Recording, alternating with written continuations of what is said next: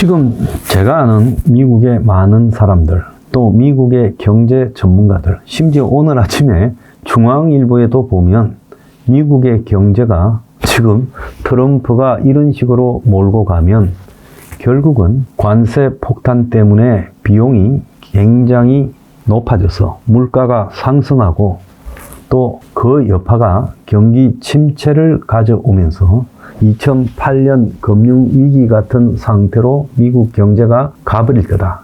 그래서 미국 경제의 리세션에 대한 지금 많은 우려들이 이제 현실화되고 있어요. 자, 이런 미국 경제 침체에 대한 우려들이 지금 전 세계에 번져가고 있고, 그런데 한국에서는 그것과 완전히 거꾸로 가는 일이 지금 발생하고 있습니다.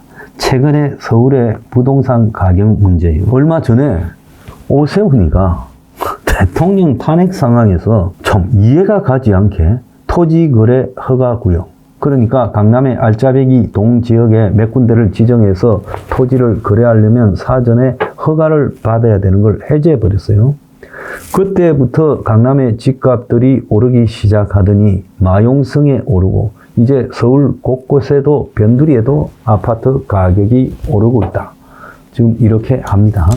그래서 한국 사람들은 미국 경제가 흘러가는 모습, 세계에 가장 경제적 충격을 주는 미국이라는 나라에서 경제가 흘러가는 모습, 한국이라는 나라에서 지금 경제가 흘러가는 모습, 이 두 개를 보면 역사상 최악의 위기가 지금 직면해 오고 있는데 한국의 부동산은 거기서 따로 놀 수 있다고 생각하는 것 같아요. 원래 투기꾼은 자기 꽂힌 데만 박혀있기 때문에 그런 데 대해서 무시하고 투기꾼끼리의 주고받는 정서와 심리에 의해서 투기를 하고 있다고 봅니다. 저는 오세훈의 토지거래 허가 폐지 이후에 지금 벌어지고 있는 양상이요. 이게 대선과 겨냥해서 오세훈이가 뭔가 큰 악수를 둔 거 아니냐. 지금 곳곳에서 오세훈의 이런 행동에 대한 비판이 나오고 있어요. 그래서 많은 사람들은 왜 하필 지금 풀었냐. 그래서 지금 서울 핵심 지역과 변두리까지 집값이 올라가게 만드는, 그래서 아파트 거래량이 폭증하게 만들고 갭 투자가 유행을 하고 기준금리가 떨어지고 은행이 다시 대출을 슬슬 푸는 시점에서 서울시가 규제를 풀면서 봄 이사철 맞은 실수요자들과 투기꾼들한테 모두 시장에 뛰어들게 만들었어요. 그래서 봄에 이사철에 이 짓을 해서는 안 되는데 했다. 이런 이야기가 파다합니다. 자, 그러면 서울이 아닌 지방은 어떠냐? 지방은 그야말로 고요하지요. 그런데 서울의 일부에 집값이 상승하고 있다고 여기에 쏘가서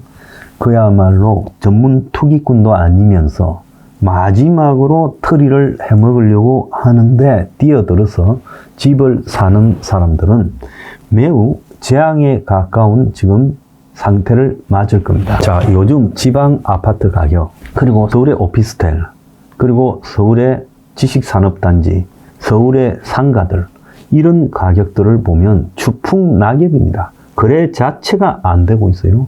핵심 상업지역에도 지금 이 비어있는 상가들이 수두룩한 겁니다. 지금 미국의 금리가요 4.5고 5.5에서 1 내렸죠.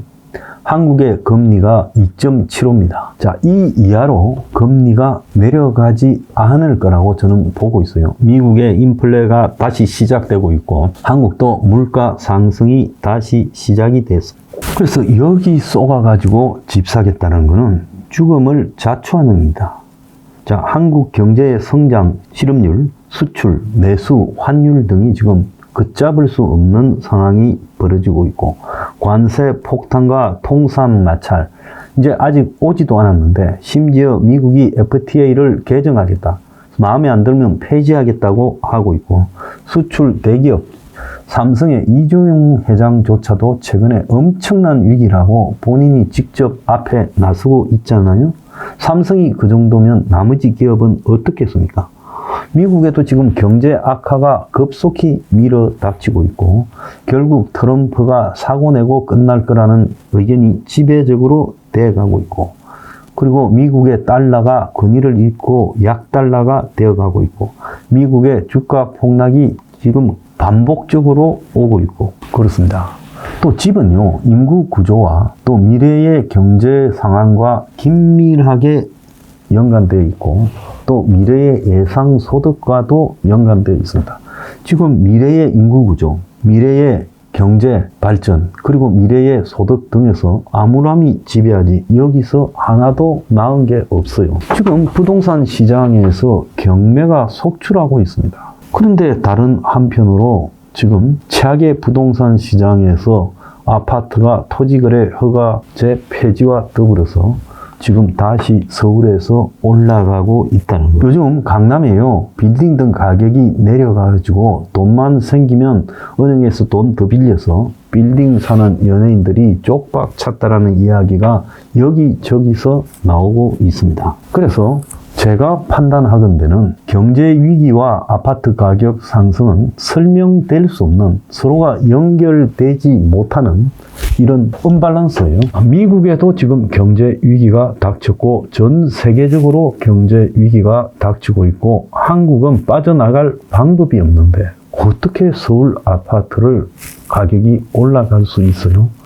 이거는요, 2차 대전 때 소련군이 베를린 근처까지 오는데 독일에요, 호화 호텔은 술 마시고 도박하고 있었어요.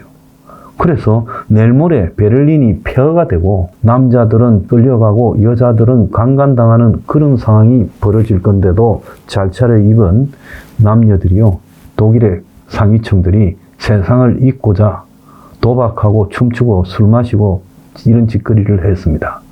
지금요, 서울에서 집을 사고 파는 투기꾼들은 그때 독일 사람들과 하나도 다르지 않아요. 일본 사람들이 91년에 버블 붕괴가 오기 직전에 똑같은 짓거리를 했어요. 직장에 카드를 가지고 밤에요, 몇백만 원짜리 샴페인을 먹어대고요, 골프장에 모든 일본의 직장인들이 다 나가고, 심지어 여자를 알몸으로 눕혀놓고 그 위에 해를 얹어가지고 먹고, 그야말로 흥청망청했습니다. 캬바레 나이트 등이 그냥 온통 성행하고. 근데 그 결과 어떻게 돼버렸어요? 이제 일본의 그런 시절은 다시 오지 않습니다. 그 이후에 30년이 훨씬 지났음에도 불구하고 일본은요, 이제 그야말로 하향 평준화를 받아들여야 된다. 그리고 장기 불황 사태를 받아들이는 쪽으로 가고 있어요. 그래서 일본 사람들은 허리 졸라매고 인내로 살고 있어요. 좋았던 시절은 다시 오지 않습니다. 한국 사람들은 무슨 배짱으로 지금 부동산 투기를 하고 있어요? 이 마당에 미쳐도 보통 미친 게 아닙니다.